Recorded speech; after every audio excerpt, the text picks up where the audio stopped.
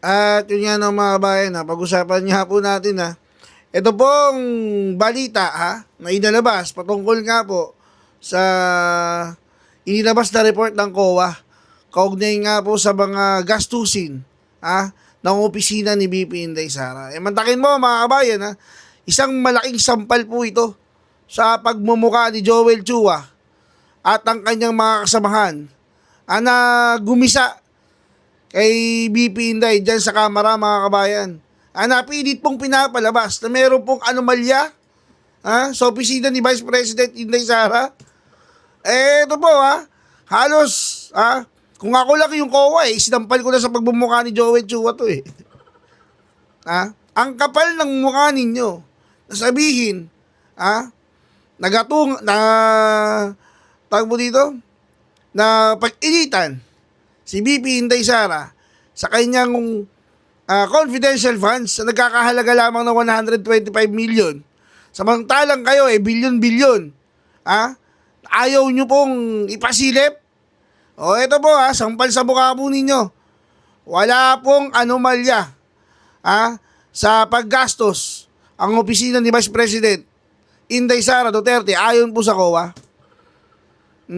Kung ako lang talaga yung COA, kukunin ko yung papel, isasampal ko sa pagmumukha ni Joel Chua Joel Chua. Di ba, nagigigil ako Ang kakapal ng mukha. Sobrang kapal ng mukha, lalo na yan si Abante. Tusang gala, nakaupo na naman. Saka na po natin pag-usapan kung anong ginawa ng hocus-pocus ng Comelec na yung mga pukin ng nakaupo, hindi naman nanalo, nakaupo. O balik tayo kay Chua. Sarap mood yun din nung mukha ni Chua dun sa report nung COA Di ba? Basahin mo yan basahin mo yan. Hindi ka ba naman isa't kalahating engot? O ano ngayon? Di ba yan yung basihan ninyo? Kaya gusto nyong pa-impeach si BP Inday Sara? Hindi nyo kasi magits confidential funds. Di ba? Gusto nyo ilalagay yung totoong pangalan? Kahit ako intelligence officer, hindi ko ilalagay. Ilalagay ko dyan, Duterte TV. Ba't ko ibibigay yung totoong pangalan? Di ba? Kaya galit na galit dyan sila Castro yung mga NPA na nandyan kasi gusto nilang malaman kung sino yung mga yon, yung Piatos, yung Marian. Kung di ba naman kayo isa't kalahating engot Okay, napatunayan na po, nawala. Tutuloy pa ba yung impeachment? Hahantayin nyo bang mapahiya kayo? Panuorin po natin yung report dyan kaugnay po sa report ng COA na kung saan binabanggit niya po na walang anomalya sa paggastos ang opisina ni Vice President Inday Sara Duterte. Mga bayan, panoorin po natin to. Alam mo ba na lumilitaw dito, Ito, doon na ano ito 1, 2, 3, 4 pages to dyan 4 pages 4 pages ito. Okay. Oo. Basahin ko na lang yung bandang page 3. Page 3. Meron na ba siyang tinatawag yung disposition yan? Isa pa yun, yung pinaka... Ito, opinion na mismo. Opinion? Oo. Ayan. Pero halimbawa yung... Ang tawag ba sa decisionary opinion ng ano yan? Decision na ba mismo ng COA? Independent Auditor's Report. Okay. Siguro hinihingi na rin ito ng Office of the Vice President. Kasi ito yung kanyang panglaban di ba? So, hindi pa yan ang report. Kasi di ba parang ang COA, meron ding commissioner, deputy commissioners, parang may unbank din ata yung composition ng COA, di ba? Pero ito na, wala naman silang ibang audit sige. Hindi naman mag-audit yung unbank. Di ba? Hindi, akala ko baka gano'n din. Isasubmit lang ito. Ayun. Ito na yun, Jen. Sige. We are pleased to transmit the annual audit report on the Office of the Vice President for calendar 2024. Ayan, in compliance with Section 43 of Government Accounting Code of the Philippines. Yan, sige. Tapos talo na tayo, Oh. Kasi dito sinabi nila kung ano yung mga inaudit Lahat inaudit. Ba? Lahat sa tanggapan ni BP Inday, yung lahat ng apat na Lahat ng pondo. Pondo na kasi pinag-uusapan dito. OBP, pati ba yung DepEd? Hindi. OBP lang. OBP lang ito. Office of the Vice President. Sige.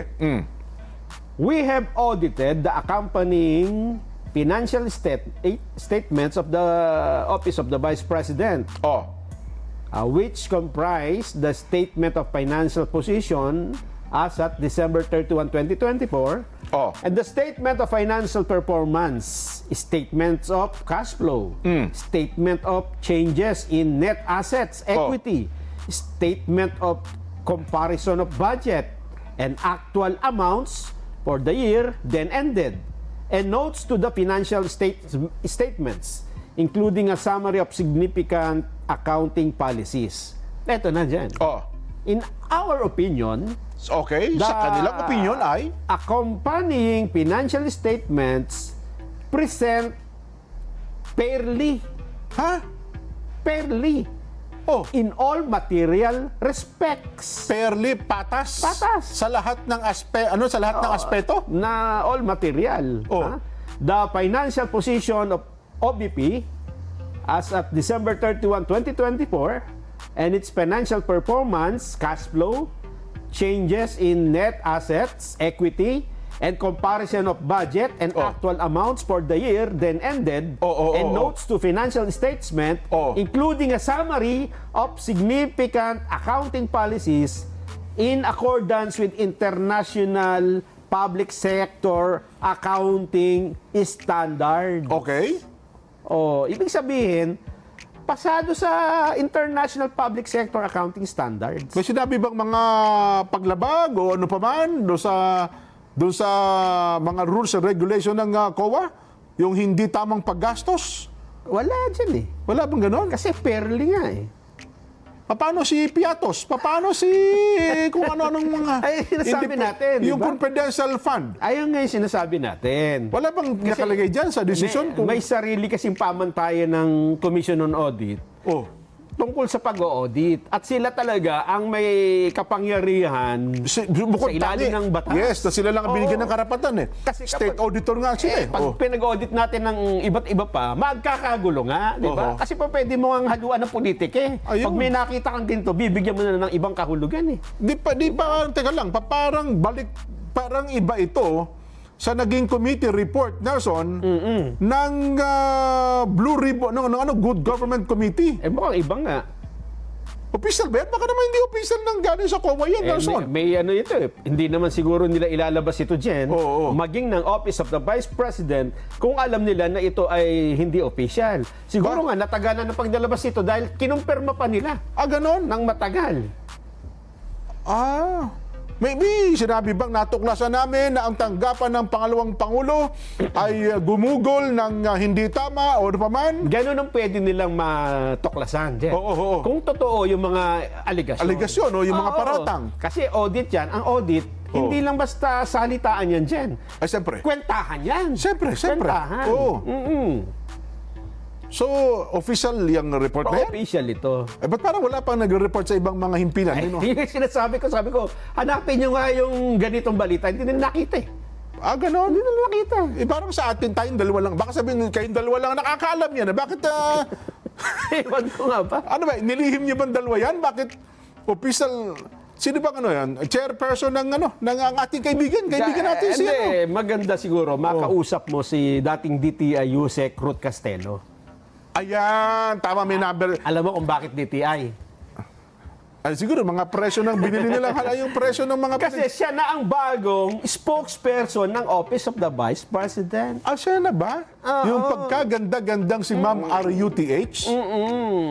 Si Ma'am RUTH Castelo? Siya na, Ruth Castelo. Ayun. Ito ba yung dating artista?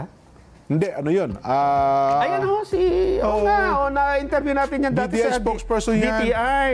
Oo. Itinalaga na ho siya na tagapagsalita ng OBP. Pero sa kanyang statement ay hindi pa niya ito nabanggit. Oo Kasi nga. katatagalaga pa lang sa kanya. Ayun. Tawagan yung tanong natin. Baka ma-interview natin. Kasi kung yan ay official, Nelson, yan ang pinakamainit na balita ngayon pagka nagkataon. Ayun nga.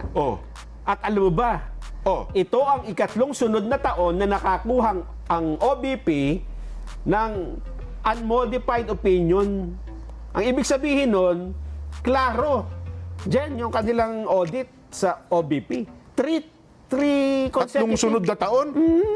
Parang hindi tama ata. Parang kabaligtaran ata ng mga nangyaring investigasyon niya. Ayun nga. Yun nga ang nangyayari ngayon. Oh. Ay, Di ako baka sa tingin ko, Nelson, baka ano yan? Baka may pagdududa ako sa report na yan. Baka naman sabihin tayo lang ang merong ganyan. Hindi, nilabas na rin ang iba, Jen, no? Naglabasan na rin ba? Naglabasan na. Oo. Oo. At saka anong ibig sabihin? Kasi mayroong mga terminolohiya na hindi in layman's term Di ba? So paano natin ipaliliwanag ng tagapagsalita ng tanggapan ng pangalawang pangulo. Tawagan natin si Ma'am RUTH. Si Ma'am Ruth para nang sa ganun ay maliwanag yan. At sila na ba naglabas? Office of the Vice President? Hindi ang COA naglabas. Hindi, kasi ito, siyempre, hindi naman ang COA, sumulat lang sa OBP. Kasi, inihingi nila yung resulta. So nag-request sila, ano na ang resulta ng inyong ginawang audit sa tanggapan ng pangalawang pangulo? Kaya ang COA, hindi naman pa pwedeng i-release niya sa public dahil hindi naman for public consumption. Oo nga. So sapagkat ang dokumento ay nasa OBP na, OBP ngayon naglabas ng dokumento. Yes. Tawagan si Ma'am Ruth. Tawagan yan. Kasi nagpa-press con sa kayo na. Iyan pala pinakamalaking balita ngayon Hindi pa yata niya ito nahawakan. Hindi pa? Baka binabasa pa. At nagpupulong-pulong pa. Oo. May boses tayo? Sino yan? Ha? Ayan, pakinggan daw natin si Ma'am Ruth. Sinabi pala. Sige nga. Ma'am RUTH, ano po masasabi ninyo? Okay. Thank you, Camille. Okay. I understand that unmodified opinion and a modified opinion, hindi naman rin talaga ordinarily maintindihan. Kahit ako, I need to get used to COA lingo kasi iba yung kanilang medyo mas technical sila kesa sa ordinary language. Ang unmodified opinion, there are two things. Unmodified audit opinion and modified audit opinion. Itong modified and unmodified is applied to financial statements that are subject to audit. Meron po kasing tatlong klase ng audit. This is the financial statements, there is the compliance audit, and there is a performance audit. So ito pong modified and unmodified opinion are used only for financial statements. So dalawa lang yung magiging sagot ng COA dyan, whether it's modified or unmodified. And I mentioned that for the last 3 years since 2022, puro unmodified opinion po ang binibigay ng COA sa Office of the Vice President. And this means na wala pong, maayos po ang pagpresenta ng kanilang financial statements. Ang financial statements na po na ito, ang kino-cover niya yung mga, it covers the accounts and the operations, yung mga transactions po na ginawa ng Office of the Vice President. So for the last 3 years, like I said, unmodified ang opinion. Ang ibig sabihin po ng unmodified opinion, the financial statements are prepared in accordance with the applicable financial reporting framework in all material requests. This applicable financial reporting framework is a requirement that is adopted also by the Commission on Audit, by the international standards of audit, mga foreign international institutions na po ito, and the international standards of supreme audit institutions. So pagka naka-receive po ang isang ahensya ng unmodified audit opinion, maligaya na po silang lahat. Pagka Ayun. Ayun man pala eh. May paliwanag na dyan ha? Yun pala. Nag-submit ng financial statement, sinuri ng COA, nakita nila na fair ang presentation, Okay. walang material misstatement, full compliance with Oho. all laws and regulation Oho. at walang issue dun sa operation. Pero teka lang, singit ko lang, Nelson. Oo. Nakasama ba dyan yung inimbestigahan ng Blue Ribbon na yung mga cash advances, yung ginugol, kasama ba sa sinasabing report na yan? Alam mo dyan, pagka pondo ang i-audit, alam mo, itago mo yung iba, di ba? Alam na, ang ilang iba yung audit yun. Ito. Ay, dala isubmit mo. Huwag na ito, di ba? So, hindi audit yun, Hindi ano? kasi mag-ano yun, hindi magtutugma. magtutugma, oo Kasi may nga, no? budget ka, di ba? Oo. Diba, ang budget mo ay 1 bilyon. Oo. Inilingid mo yung... Oo. Nagkasundo kayong mag-asawa. Inilingid mo yung kalahati. Oo, yung kalahati. Makikita pag inaudit eh. Ah. Diba? Kasi nga kwentahin eh. So, kung nung nakita, isinabit mo yung paano nyo ginamit yan. Oho. Financial statement, di ba? Makikita mo Oho. dyan kung paano gumalaw yung pondo. Oo. Dapat siya magtutugma dun sa magkano yung total. Ayun. Diba? So, walang question. Walang irregularity. Ganun ba ibig sabihin, Nelson? Doon sa isinabit. Doon sa sinumiting mga Oo. dokumento? Pwede naman nila sabihin, yan ang sinabit nyo. Oo. Pero sa actual, iba naman ang ginawa ninyo. Oo. Papatunayan mo naman. Hindi kasi yung sinabit ng OBP, yun din ang sinabpina di ba? Yun yung kinuha. Ang totoo, hindi nga galing sa OBP, galing sa COA Yung kinuha at piniresenta sa Good Government Committee, di Yung ba? mga dokumento, di ba? Yes! Ayun ang kinakatakot natin, Nelson. Yun ang pinangangamba ni Senador Dante Marcoleta. Yes. Paano kung yung investigasyon ng COA ay kaiba Yes. sa rekomendasyon ng Komite ng Kongreso? Ay, yun na ngayon nangyari. Sino ngayon ang mananaig? Ang tanong. Alam naman manaig yung hindi taga-audit. Di ba? Ayun ang hindi siya auditor eh. state. Diba? Naku, disgrasya. Oo. Disgrasya tayo dyan, Nelson. Yan yung sinasabi natin. Dapat hinintay muna nila. Oho. Diba? Yun ang sinasabi ni Senador Marcoleta noon pa. Ayun. Na kaya niya pinapatigil. Oho. Hindi dahil sa ayaw natin na accountability. Oho. Dahil hindi ho tama. Ayun. Ang Congress na nag-o-audit. Hindi naman nila trabaho sa yun. dapat pala, hinintay natin ang resulta muna ng investigasyon ng hindi na pinatawag si Piato, si Corbache, sino pa ang mga pangalan ng pinatawag doon? Sinasabi na nga natin noon pa man, maging si Ombudsman Martires, ay sinagot na yan sa Congress noon di ba? Nung sinasabihan siya ni Congresswoman Franz Castro, di ba? Na ang sabi ni Congresswoman Franz Castro, anong mga resibo nyo doon sa confidential fund ninyo ng Ombudsman? Sino-sino nyo, kanino nyo ibinigay yan? Yung pondo. Sabi ng Ombudsman Martires, kung sasabihin nun namin kung saan ginastos ito, hindi na ito confidential. Ayun. Ayun, pinakikita natin, Nelson. Yan yun. Yun yung galing sa COA. Sumulat pala ang tanggapan ng pangalawang Pangulo sa COA mismo. Hindi, ito yung sulat na ng COA. Ayan, Yun na nga. Kumbaga, sumagot sila. Ang sulat na ito, galing sa... transmit sa kanila. Ayun. Oho. We are pleased to transmit annual audit report of Vice President Carlinder 2024 in compliance of... Tama. Oo. Lahat naman yan papadalhan ng yung in-audit ka dyan, opisina mo, papadalhan ka din dyan. Sasabihin nila kung ano ang resulta ng audit sa'yo. Ayun. So yung mga sagot ng tanggapan ng pangalawang Pangulo ay naging katanggap-tanggap, masasabi ba natin gano'n? Naging katanggap-tanggap sa mga auditors, kaya nasabi nilang fair. Kasi dyan, ang binigyan lang naman ng mali sa dito yung confidential fund O yun na nga, oo.